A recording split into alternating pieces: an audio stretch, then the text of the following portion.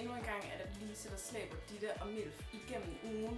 Og sådan, jeg kan godt med Lise personligt, men her i sådan, køleskabets klarlys, eller hvad det er, man siger, så frygter jeg bare, at det kommer til at stille mig mega svagt.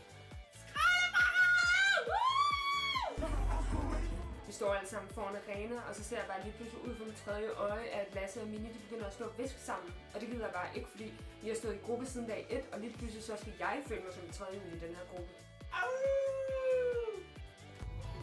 Altså, det er ikke for at bære den af, men Lasse han er på badeferie. Jeg bliver nødt til at få mig en ny partner. Man kan jo tydeligt se, at Lise og Bastian er stærke spillere, og er for at spille spillet. Og jeg er jo også en stærk spiller, vil jeg selv sige, så vi skal bare spille spillet sammen. Så de spiller vi er ikke.